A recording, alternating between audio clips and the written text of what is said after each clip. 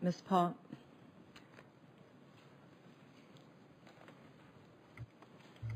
Yes. Madam Chair Landrieu and members of the subcommittee, thank you for the opportunity to testify today on the effectiveness of CDBG in meeting post-hurricane housing needs in Texas.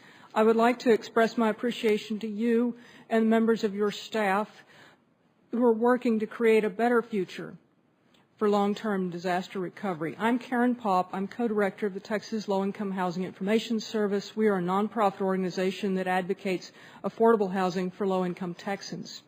The two most serious problems with the administration of CDBG disaster recovery in Texas are the unconscionably slow pace of providing housing assistance and, with the Hurricane Ike and Dolly allocation, diversion of CDBG away from housing toward lower priority infrastructure and economic development activities. Out of the 5,175 homes contracted to be rehabilitated or reconstructed with CDBG for Hurricane Rita, less than 1,000 homes in Texas are complete or under construction. Much time was lost due to Texas' reliance in round one on Rita funding of local government consortia known as councils of government. The councils had little to no experience in carrying out housing programs, resulting in painfully slow implementation. Due to this poor performance, the State Housing Agency undertook administration of round two funds. And as I explain in my written testimony, although this program has been slow to get up to speed, we believe that ultimately it will be successful. In our view, tragically, in its plan for the latest round of CDBG disaster assistance, the $1.3 billion for Hurricane Ike and Dolly survivors, Texas has returned administration to the councils of government and individual local governments. We believe this will result in great delay of assistance to hundreds of thousands of families who need housing. Also of great concern to us is the local council's strong tendency to maximize the use of disaster funds for infrastructure, as has been demonstrated by their decision to devote only about half of the funds for Hurricane Ike and Dolly survivors to housing. And of those funds, we expect little will go to help low-income renters, even though low-income renters were disproportionately displaced by Hurricane Ike.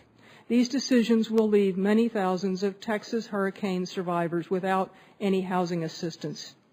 To summarize from my written testimony, we make several recommendations for improving the CDBG disaster program. First, we recommend a clear mandate by Congress that our nation's first goal in disaster recovery is for survivors to quickly obtain a decent, affordable home in a quality community. Second, we recommend coordination between FEMA and HUD. FEMA needs to compile accurate damage estimates with income data on survivors along with their housing needs so that Congress can appropriate the right amount of housing. And this goes to your question, Senator Landrieu, earlier about the funding for Texas. Part of that is due to the inaccurate estimates by FEMA of the needs in Texas.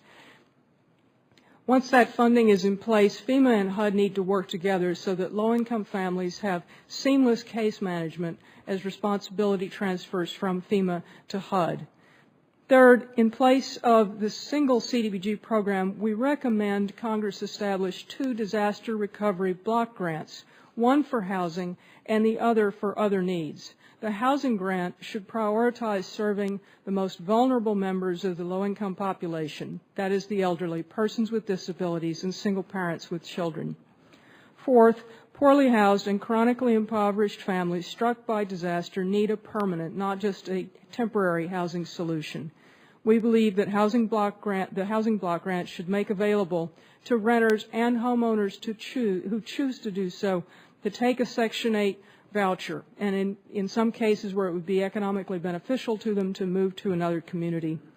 Fifth, we ask Congress to ensure that HUD monitors and enforces fair housing laws in federal disaster programs, and this goes back again to the idea that people need to be able to move to areas of greater economic opportunity if they choose to do so.